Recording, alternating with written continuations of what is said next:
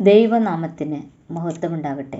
സഹോദരങ്ങളെ, ബൈബിളിൽ ധാരാളം യാഗപീഠങ്ങളെക്കുറിച്ച് പറയുന്നുണ്ട്. അബ്രാഹം, മോശ, അഹറോൻ, ഏലിയാവ് അങ്ങനെ പൂർവ്വപിതാക്കന്മാർ ബലിയർപ്പിച്ചിരുന്നത് യാഗപീഠത്തിന്മേലാണ്.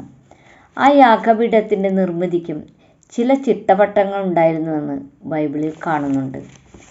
ലേവ്യ പുസ്തകത്തിൽ യാഗപീഠത്തിലെ തീ എപ്പോഴും കത്തിക്കൊണ്ടിരിക്കണമെന്നാണ് കർത്താവ് കൽപ്പിക്കുന്നതായിട്ട് നമുക്ക് കാണാം.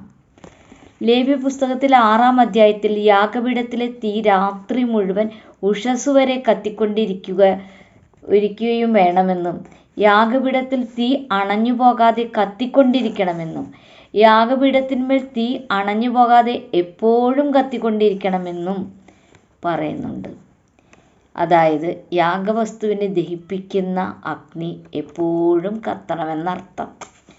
ലേവ്യർ 9:24 യഹോവയിൽ നിന്ന് തീ പുറപ്പെട്ട് യാഗപീഠത്തിന്മേലുള്ള ഹോമയാഗവും മേധസ്സും ദഹിപ്പിച്ചുവെന്ന് പറയുന്നുണ്ട്. 1 രാജാക്കന്മാർ 18:9 ഇങ്ങനെ പറയുന്നു: ഉടനെ യഹോവയുടെ തീ ഇറങ്ങി ഹോമയാഗവും വിറകും മണ്ണും ദഹിപ്പിച്ച് തോട്ടിലെ വെള്ളവും വറ്റിച്ചു കളഞ്ഞു. അങ്ങനെ അത്ഭുതങ്ങളുടെ യാഗപീഠങ്ങൾ നമുക്ക് പഴയ നിയമത്തിൽ കാണാം. എന്നാൽ യേശുവിന് ശേഷം അത്തരത്തിലുള്ള ആലയവുമില്ല, യാഗപീഠവുമില്ല. എന്നാൽ ഇന്നുള്ള യാഗപീഠം എന്താണ്? യാഗം എന്താണ്? തീ എവിടെയാണ്? എല്ലാം ഇന്നുണ്ട് സഹോദരങ്ങളെ. റോമർ 12:1 കേൾക്കൂ. സഹോദരന്മാരെ, ഞാൻ ദൈവത്തിൻ്റെ മനസ്സലിവ് ഓർമ്മിപ്പിച്ച് നിങ്ങളെ പ്രബോധിപ്പിക്കുന്നത്, നിങ്ങളുടെ ശരീരങ്ങളെ വിശുദ്ധിയും ദൈവത്തിന് സ്വീകാര്യവുമായ ജീവനുള്ള യാഗമായി സമർപ്പിക്കും. ഇതല്ലേ നിങ്ങളുടെ ആത്മീയ ആരാധന.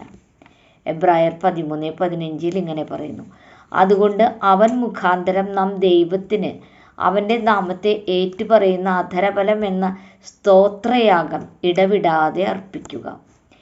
പെന്തക്കോസ്ത് ദിനത്തിൽ ദഹിപ്പിക്കുന്ന അഗ്നിയായ അഗ്നിനാവുകൾ പ്രത്യക്ഷപ്പെട്ടു. മത്തായി 3:11 യേശു നമുക്ക് അഗ്നിയാലും വെള്ളത്താലും സ്നാനം നൽകുമെന്ന് സ്നാപകയോഹന്നാൻ പറയുന്നു. 1 കൊരിന്ത്യർ 3:13 കേൾക്കൂ. ആ ദിവസം അതിന് തെളിവാക്കും. അത് തീയാൽ വെളിപ്പെട്ടു വരും. ഓരോരുത്തരുടെയും പ്രവൃത്തി ഏത് വിധത്തിലുള്ളതെന്ന് തീ തന്നെ ശോധന ചെയ്യും. എബ്രായർ 12:29 പറയുന്നത് നമ്മുടെ ദൈവം ദഹിപ്പിക്കുന്ന അഗ്നിയല്ലേ എന്നാണ്. ഈ വചനങ്ങൾ നമുക്ക് വ്യക്തമാക്കി തരുന്നത് യാഗപീഠം നമ്മുടെ ശരീരമാണെന്നും, യാഗം അധരങ്ങളിൽ നിന്ന് വരുന്ന സ്തുതി സ്തോത്രങ്ങളാണെന്നും, ദഹിപ്പിക്കുന്ന അഗ്നി ദൈവത്തിൻ്റെ പരിശുദ്ധാത്മാവാണെന്നുമാണല്ലോ. പഴയ നിയമത്തിൽ യാഗപീഠത്തിൽ തീ അണഞ്ഞു പോകാതെ എപ്പോഴും കത്തിക്കൊണ്ടിരുന്നത് പോലെ നമ്മുടെ ശരീരമാകുന്ന യാഗപീഠത്തിൽ നിന്ന് സ്തോത്രത്തിൻ്റെയും സ്തുതിയുടെയും യാഗവും അതിനെ കത്തിക്കാൻ പരിശുദ്ധാത്മാവാകുന്ന തീയും എപ്പോഴും അണഞ്ഞു പോകാതെ കത്തിക്കൊണ്ടിരിക്കുകയും വേണം. അതിന് ദൈവം ആരെന്നും നാം ആരെന്നും യഥാർത്ഥത്തിൽ മനസ്സിലാക്കണം. പണ്ട് ഒരു കവി പാടിയതുപോലെ, അനന്തം അജ്ഞാതം അവർണ്ണനീയമായ ഈ പ്രപഞ്ചത്തിൻ്റെ സൃഷ്ടാവാണ് ദൈവമെന്നും, അതിൻ്റെ ഒരറ്റത്തിരിക്കുന്ന നമ്മുടെയും സൃഷ്ടാവാണ് ദൈവമെന്നും നാം മനസ്സിലാക്കണം. നമ്മിലുള്ള ഭാവം ദൈവത്തെക്കാൾ വലുതാണ് എന്നാകരുത്.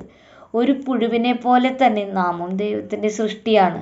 പക്ഷെ ഒരു വ്യത്യാസം മാത്രം: ദൈവം തൻ്റെ സാദൃശ്യത്തിലാണ് നമ്മെ സൃഷ്ടിച്ചത്. അതുകൊണ്ട് തന്നെ ആത്മാവുള്ള നമുക്ക് ആത്മാവായ ദൈവവുമായി ആശയവിനിമയം നടത്താനാകും. ആ ആശയവിനിമയങ്ങളാണ് ദൈവത്തിന് പ്രസാദകരമായ യാഗങ്ങൾ. പാപം ചെയ്ത് നിത്യജീവൻ നഷ്ടപ്പെട്ട മനുഷ്യന് ദൈവത്തെ പ്രസാദിപ്പിക്കാൻ ജീവൻ കൊടുക്കണമായിരുന്നു. ജീവൻ ഇരിക്കുന്നത് രക്തത്തിലായതിനാൽ പാപമില്ലാത്ത രക്തത്താൽ ദൈവത്തെ പ്രസാദിപ്പിക്കണമായിരുന്നു. അതിനാലാണ് ആദ്യകാലത്ത് മൃഗബലികൾ നടത്തി വന്നത്.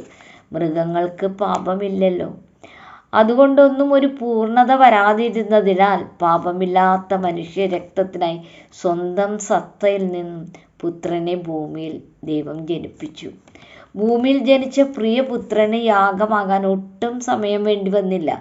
മനുഷ്യകുലം തന്നെ കാൽവരിയിൽ യേശുവിനെ യാഗമാക്കി രക്തം മുഴുവൻ വാർത്തി.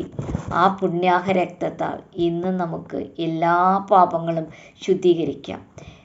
ഇനി ഒരു യാഗവും അവശേഷിക്കുന്നില്ല എന്ന് എബ്രായർ 10-ാം അധ്യായത്തിൽ പറയുന്നു. മനസ്സിരുത്തി അത് വായിച്ചാൽ മനസ്സിലാകാവുന്നതേയുള്ളൂ. എബ്രായർ 10:18 കേൾക്കൂ. ആകയാൽ പാപങ്ങളുടെ മോചനം നടന്നിരിക്കുന്നതിനാൽ ഇനിമേൽ പാപങ്ങൾക്ക് വേണ്ടി ഒരു യാഗവും ആവശ്യമില്ല.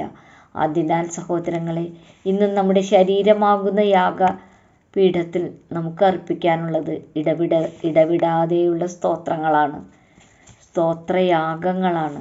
അതുകൊണ്ട് ക്രിസ്തുവിന് മുൻപ് യാഗപീഠത്തിൽ തീ അണയാതെ കത്തിക്കൊണ്ടിരുന്നത് പോലെ ക്രിസ്തു യാഗമായതിനു ശേഷം നമ്മുടെ ശരീരമാകുന്ന യാഗപീഠത്തിൽ എബ്രായർ 13:15 പറയുന്നത് പോലെ അധരഫലം എന്ന സ്തോത്രയാഗം ശുദ്ധമായ ശരീരത്തോടെ, മനസ്സോടെ, ഹൃദയത്തോടെ അർപ്പിക്കാം.